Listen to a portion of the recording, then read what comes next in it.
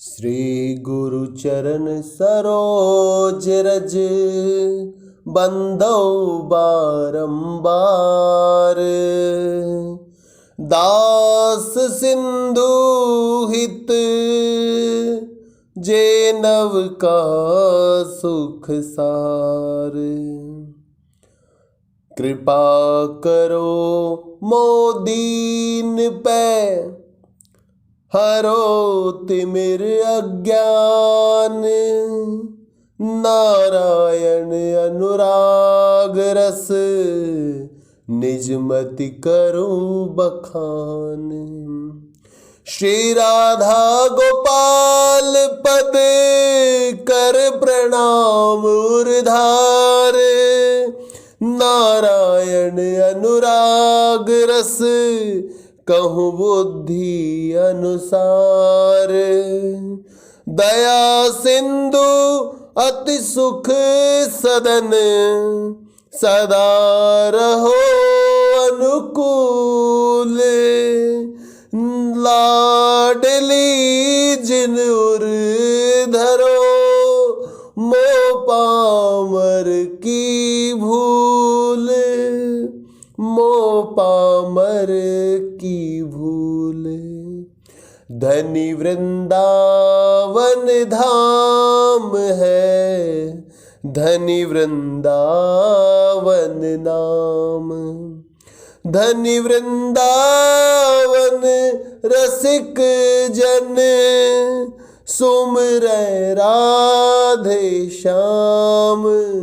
सुमरे राधे श्याम। जय जय श्री हित हरि वंश। सद्गुरुदेव भगवान की जय हो। जो कुछ भी जीवन में होगा वो सद्गुरुदेव भगवान की कृपा, आचार्य कृपा, लाडली जी की कृपा से ही होगा। इसमें किसी का कोई बल नहीं है। जानहि संत सुजान हिय जिनके निर्दूषण। ललित भजन रस रीति निर्वहन कुल के भूषण। हित कुल उदित उदार प्रेम पदती चली आई। कृष्ण वल्लभा चरण कमल के भृंग सदाई। सोई विदित बात संसार में मन क्रम सेवत जुगल पद। गुण गहर सिंधु सम देखिए श्री रूप लाल सबको सुखद। आज का जो चरित्र है वो श्री गोस्वामी श्री रूपलाल जी महाराज जी का चरित्र है। गुरुदेव भगवान की कृपा, लाडली जी की कृपा और श्री हित हरिवंश महाप्रभु जी की कृपा और इन संत भगवान श्री रूपलाल जी महाराज जी की जो कृपा है, तभी उन्हीं की कृपा से ही हम ये चरित्र श्रवण कथन कर पाए हैं। इनका चरित्र ऐसा चरित्र है, वैसे तो संतों के चरित्र जो होते हैं सब ही मार्गदर्शन करने के लिए ही होते हैं और शिक्षा के लिए होते हैं। अगर उन चरित्रों को हम श्रवण कथन करें तो हमारे को इस मार्ग में बहुत बल मिलता है। रसिकाचार्य गोस्वामी श्री हित हरिवंश महाप्रभु जी के पवित्र एवं भक्ति प्रायण कुल में गोस्वामी श्री रूपलाल जी का जन्म वैशाख कृष्ण सप्तमी को हुआ था।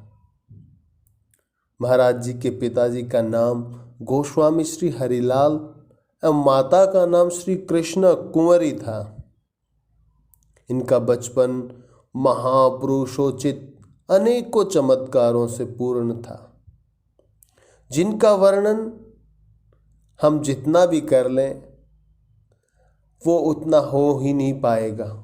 इनके बचपन का जो कार्यकाल है, जीवन है, वो बहुत आनंदमय, भगवान श्री कृष्ण की तरह लीलामय है।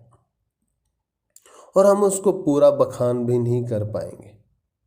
प्रत्यक्ष में जो हुआ होगा वो वाणी से नहीं कह सकते। और संत चरित्र बहुत दुर्लभ होते हैं जो कोई किसी की वाणी से, बड़े बड़े महापुरुष हैं जिनके ऊपर साक्षात भगवत स्वरूप जो होते हैं ना, वही संतों के चरित्र को बखान कर सकते। मेरे जैसे अधम का इसमें कोई बल नहीं है, गुरुदेव भगवान की कृपा होती है तब ही कुछ हो पाता है। बस मेरी एक प्रीति लगाओ, या इसको कुछ कह नहीं सकते, कोई लालचवश ये कार्य नहीं हो रहा, बस सुख मिलता है। संतों के चरित्र श्रवण कथन करने से जो सुख मिलता है मैं उसको महसूस करता हूँ, और फिर यही सोचता हूँ कि इन चरित्रों को अगर मेरे सुनने से, श्रवण कथन करने से जो मुझे मेरे हृदय में इतनी शीतलता मिलती है, इनको जो कोई भी सुनेगा उसका हृदय भी बहुत शीतल हो जाएगा। और इन महापुरुषों के बारे में पता होना चाहिए, क्योंकि संत भगवान साक्षात भगवत स्वरूप है। वो कृपा करने के लिए आए। इनका चरित्र श्रवण कथन करने से ही, संतों का चरित्र सुनने से भगवत निष्ठा और भगवान के स्वभाव का पता चलता है। गुरुदेव भगवान बार बार इस बात को दोहराते हैं कि संतों का चरित्र श्रवण कथन करना चाहिए। इनका बचपन महापुरुषोचित अनेकों चमत्कारों से पूर्ण था, जिनका वर्णन यहाँ संभव है। ये जो जो बड़े होते गए, इनके शील, सौजन्य, कोमल स्वभाव, दया, प्रेम आदि गुणों का स्वाभाविक उदय होने लगा था। उन दिनों भारत में मुगल शासन था। यवनों के अत्याचार इतने बढ़ गए थे कि लोगों के लिए असहनीय हो गया था। उनसे पीड़ित वृंदावनवासी भक्तगण अपने अपने इष्ट देव अर्चा विग्रहों को यत्र यत्र छिपाए फिरते थे। बादशाह औरंगजेब से सताए जाने पर महाप्रभु श्री हरिवंश चंद्र के इष्ट देव श्री राधा वल्लभ जी महाराज, जो वंश परंपरा से श्री हरिलाल जी के भी इष्ट देव थे, उन दिनों कामवन के समीप अजानगढ़ में छिपे विराजते थे। क्योंकि भक्तों का प्रेम अपने इष्ट के प्रति बताना सबको आपको ही पता है। अगर आप अपने इष्ट से बहुत प्रेम करते हैं, अपने प्राणों की आहुति दे दोगे, लेकिन करें क्या, स्थिति ऐसी थी। और उनको श्री विग्रह कोई मानता ही नहीं। जो रसिक अनन्य प्रेमी है ना, उनको श्री विग्रह मानेंगे नहीं, साक्षात और प्रत्यक्ष है ही वो। और बस उनको इतना कष्ट ना हो, वो यवन को कोई ये थोड़ी पता है कि प्रेम की स्थिति कहाँ तक चली गई है इन भक्त और भगवान के बीच में। वो तो अत्याचार करने के लिए, और एक तरह से देखा जाए तो गुरुदेव भगवान कहते हैं ना कि ये भी प्रभु की लीला ही है। और लीला इसलिए की थी कि आज इस कलिकाल में, कलयुग में अगर हम सुनेंगे ना, तभी तो हमारे इस वातावरण में जो आज चल रहा है इसमें बल मिलेगा कि ऐसे ऐसे महापुरुष हुए हैं जो अपने इष्ट को हृदय से लगाए हुए। भगवान सर्वशक्तिशाली सर्वसमर्थ हैं, लेकिन फिर भी प्रेम देखो, प्रेम की वो छटा देखो। क्या औरंगजेब की हिम्मत थी कि वो राधा वल्लभ जी के निज महल में प्रवेश भी कर जाए, उससे पहले ही प्राण चले जाए उनके?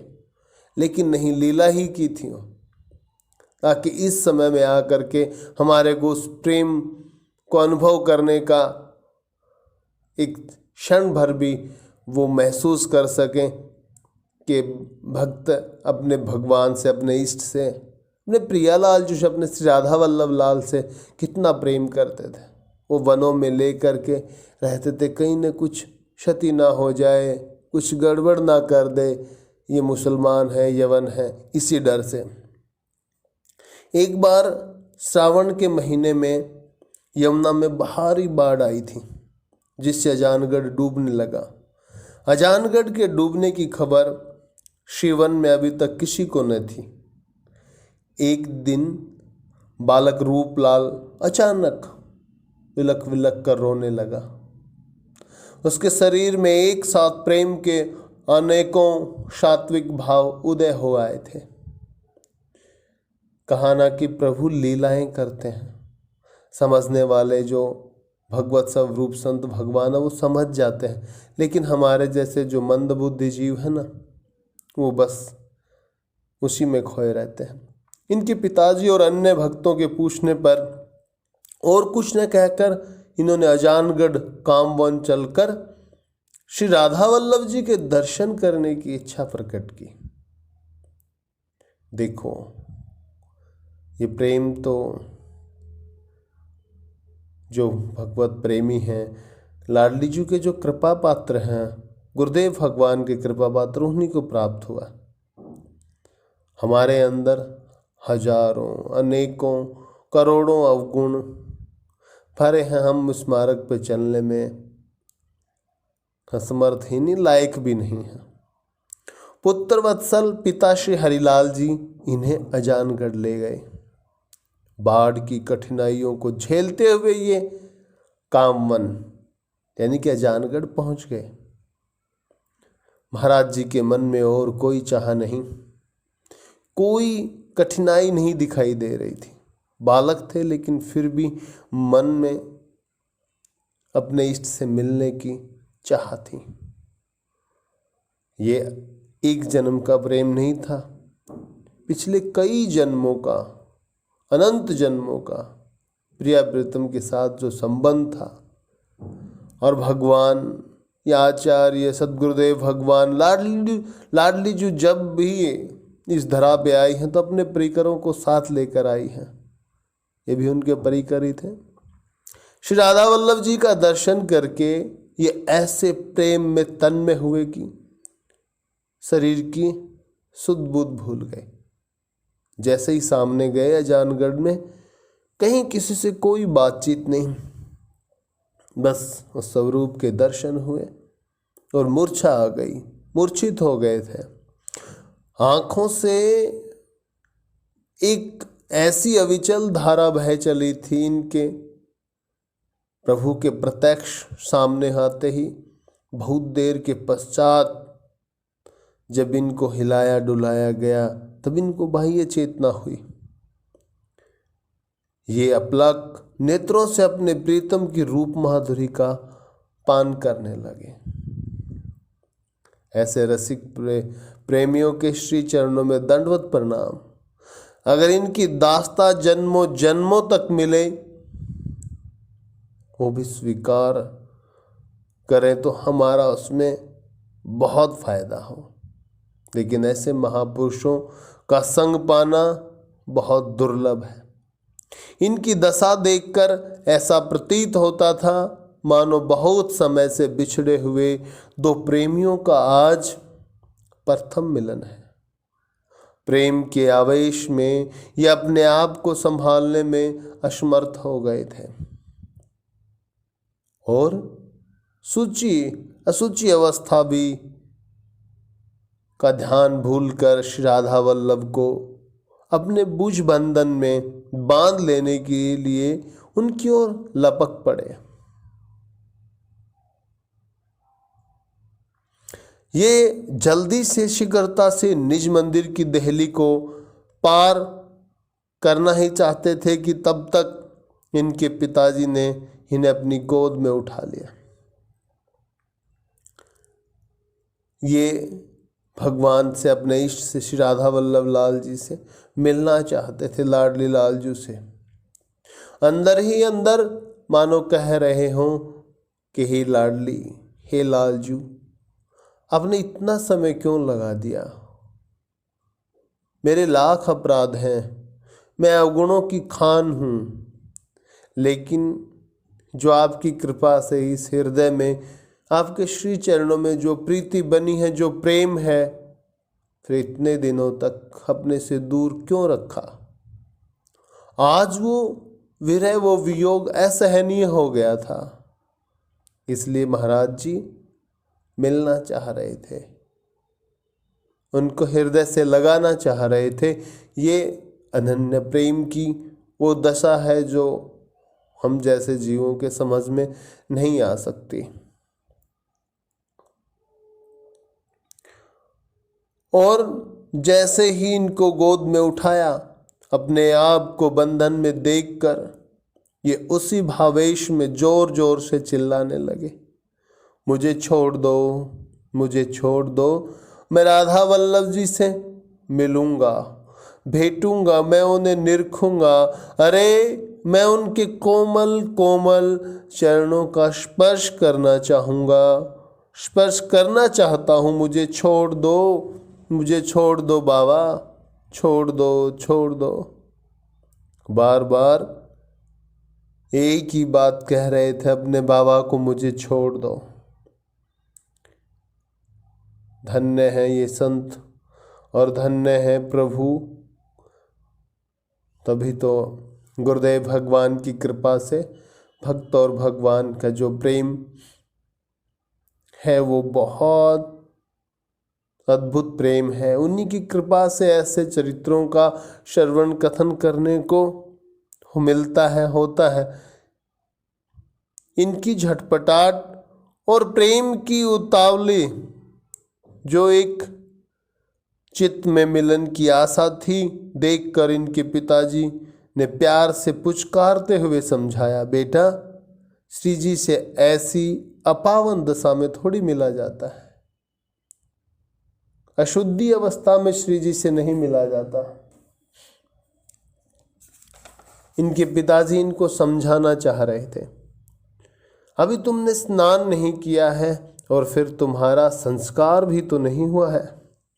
हमारे कुल की परंपरा के अनुसार कोई भी गोस्वामी बालक बिना द्विजाति संस्कार और वैष्णवी दीक्षा के न तो श्री जी के मंदिर में प्रवेश कर सकता है और ना ही उनका स्पर्श ही। और फिर तुम तो अभी केवल 9 वर्ष के छोटे से बालक हो, फिर यह सब कैसे हो सकता है। पिताजी की बात सुनकर महाराज जी शीघ्रता से जल्दी से उनकी गोद से कूद पड़े और उसी आवेश में बोले, अच्छा लो, स्नान तो मैं अभी किए आता हूँ, रही संस्कारों की बात तो उन्हें आप चाहे जब करिए, मैं तो प्रभु का दर्शन स्पर्श करूँगा ही। यों कहकर महाराज जी बड़ी तीव्र गति से यमुना जी की ओर दौड़े और भीषण बाढ़ में कूद गए। ये है सच्चा प्रेम और ये है निष्ठा और ये है अपने इष्ट के प्रति विश्वास। मरने या जीने का जिसके हृदय में डर ना हो, उसको लाडली जू अपने आप संभाल लेती है। 9 वर्ष के बालक की ऐसी प्रेमासक्ति देखकर पिताजी का हृदय आनंद में मानो उछलने लगा हो। उन्होंने पुत्र की प्रेम पिपासा को शांत करने के लिए उन्हें स्नान कराया और स्वयं भी किया और शीघ्र ही संक्षिप्त रीति से निज मंत्र का दान कर दिया।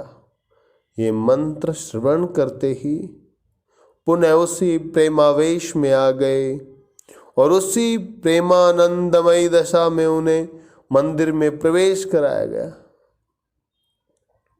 अपने अनंत प्राणाधिक प्रियतम श्री राधा वल्लभ लाल जी के कोमल चरणों का स्पर्श करते ही इनके शरीर में विद्युत का सा, बिजली का सा संचार हो आया तथा इनका शरीर दिव्य द्युति से चमक उठा।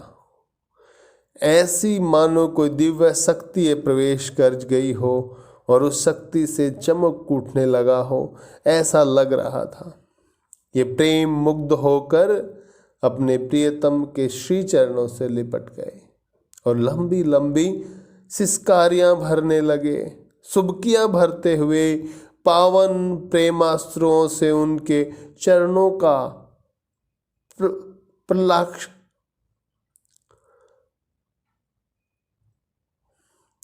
प्रक्षालन करने लगे। मेरी भाषा ठीक नहीं है।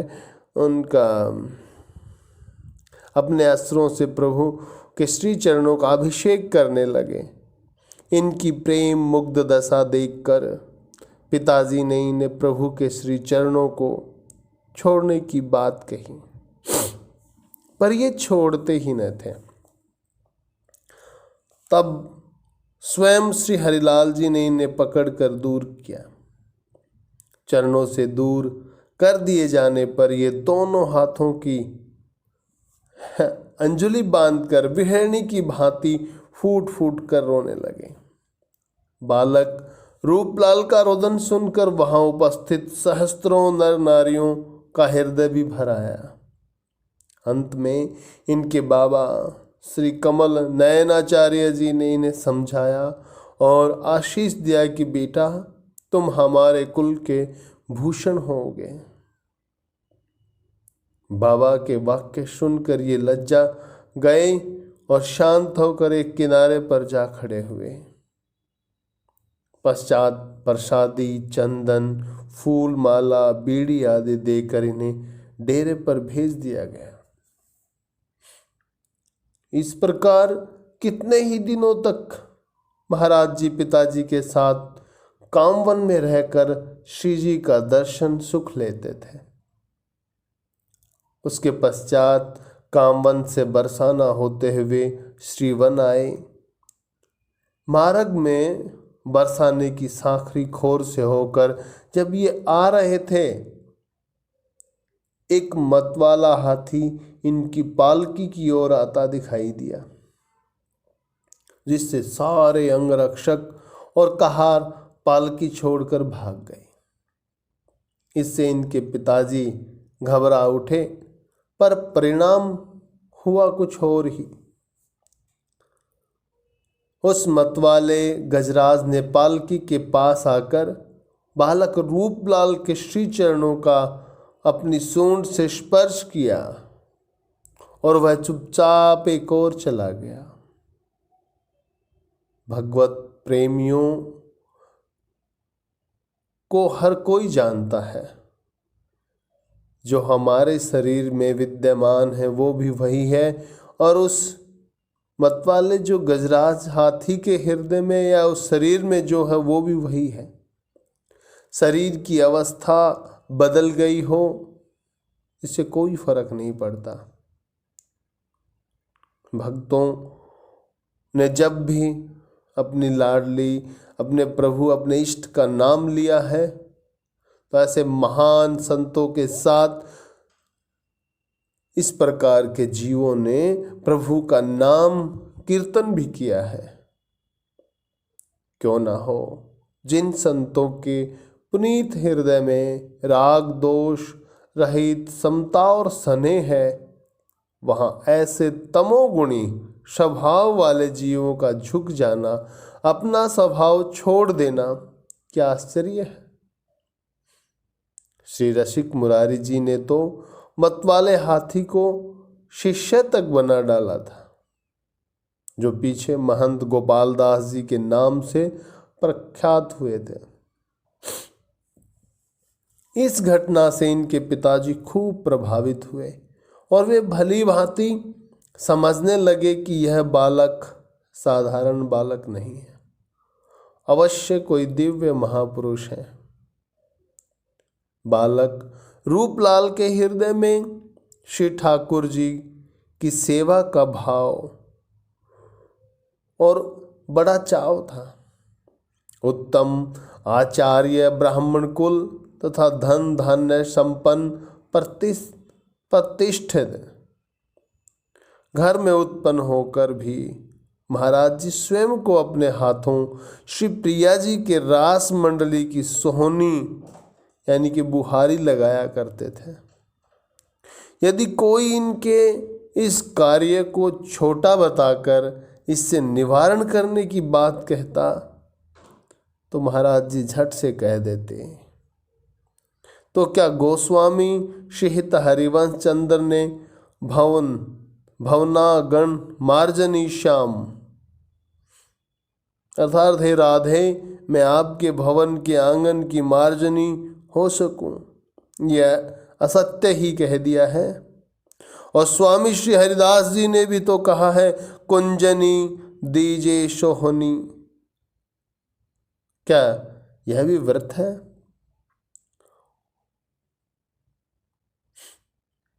इनके इन शब्दों से प्रस्फुटित होने वाली श्रद्धा, भक्ति और सेवा निष्ठा लोगों को निरुत्तर ही नहीं करती, वरम सेवा परायण बना देती। सेवा की इस लगन ने इनमें केवल 11 वर्ष की अवस्था में एक विलक्षणता उत्पन्न कर दी। ये सेवा करते चलते फिरते हर समय अपने सामने युगल सरकार का दर्शन किया करते।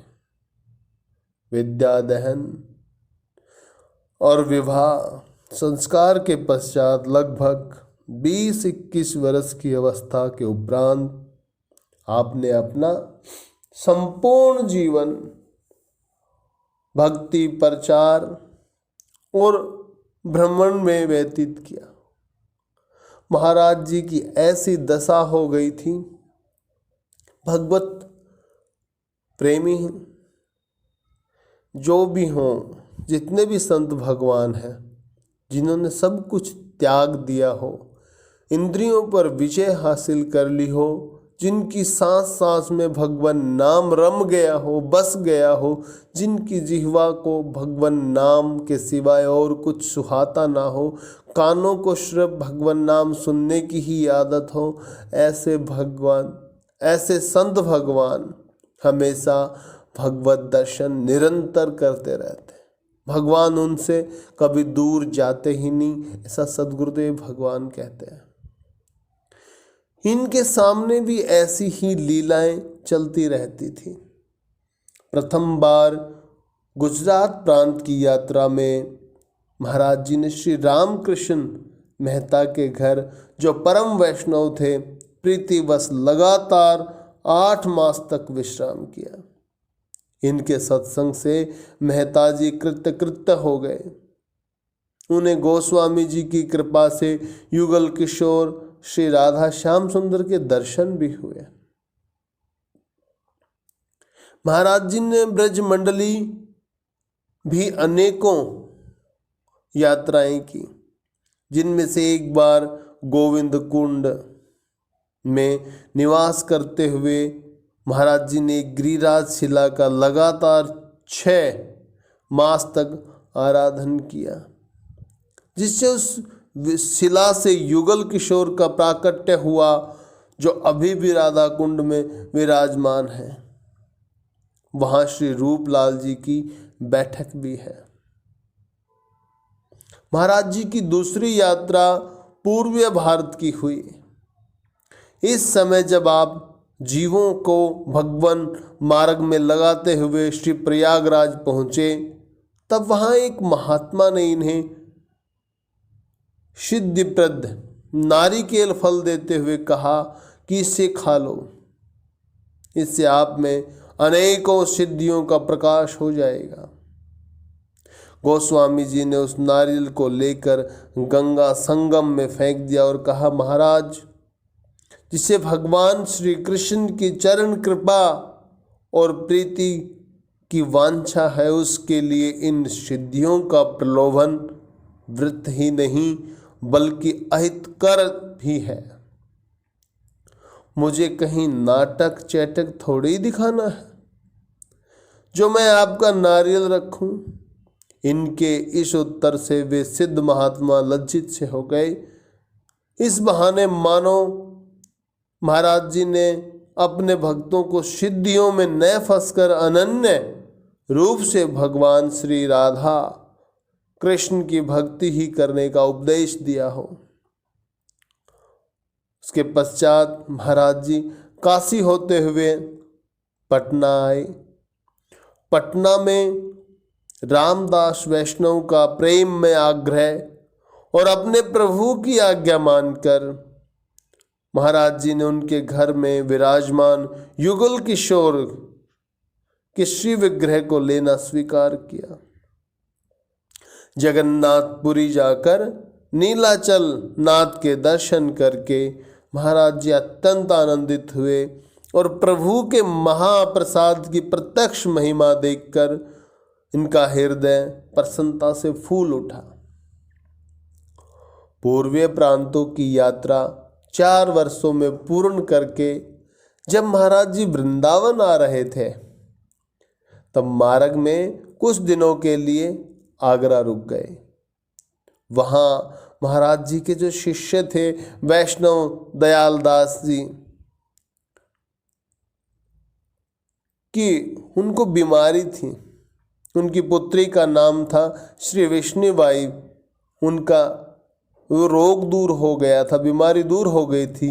यही विष्णु गुरु कृपा से आगे चलकर परम भक्ता हुई।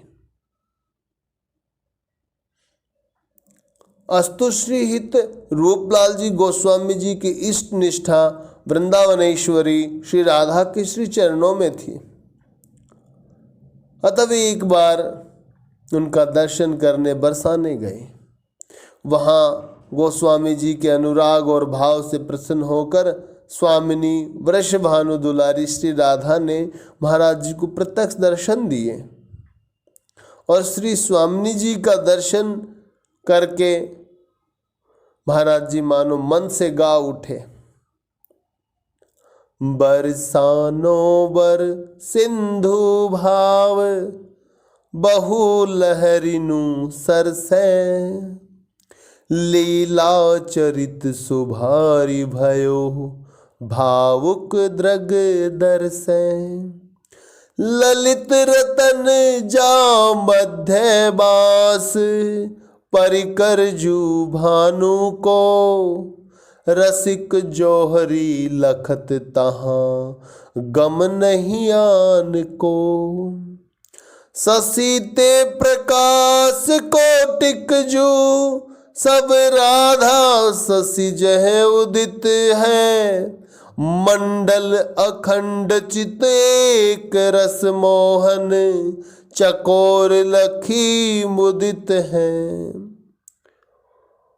महाराज जी गोस्वामी श्रीहित रूपलाल जी महाराज श्री राधा वल्लभी संप्रदाय के केवल आचार्य ही नहीं वरम एक सच्चे रसिक संत थे। इनका चरित्र ही इनकी इष्ट निष्ठा प्रीति भक्ति सेवा लगन भाव दयालुता लोक सेवा निर्वैरता आदि का साक्षी है। इन्होंने अपने धर्म पालन के लिए श्री वृंदावन धाम और अपने इष्ट आराध्य श्री विग्रह श्री राधा वल्लभ लाल जी का परित्याग करने में भी कोई हिचक नहीं की थी। गोस्वामी जी भक्त तो पूरे थे ही, साथ साथ विद्वान भी बहुत अच्छे थे। महाराज जी ने अपने जीवन काल में अनेकों भक्ति ग्रंथों की रचना की, जिनमें से अब तक कोई 20 ग्रंथ उपलब्ध हैं। उनमें से कुछ के नाम अष्टयाम सेवा प्रबंध, मानसी सेवा प्रबंध, आचार्य गुरु सिद्धांत, नित्य विहार, गूढ़ ध्यान, गोप्य केली, पद सिद्धांत, राधा स्त्रोत, गौतमी तंत्र के आधार पर ब्रज भक्ति और वाणी विलास इत्यादि। इतने महाराज जी ने ग्रंथों की रचना की। ऐसे संत भगवान, ऐसे रसिक शिरोमणि, ऐसे गोस्वामी जी, ऐसे भगवत प्रेमी, ऐसे भगवत मुदित, ऐसे महापुरुषों के, ऐसे भगवत साक्षात स्वरूप संत भगवान के श्री चरणों में दंडवत प्रणाम।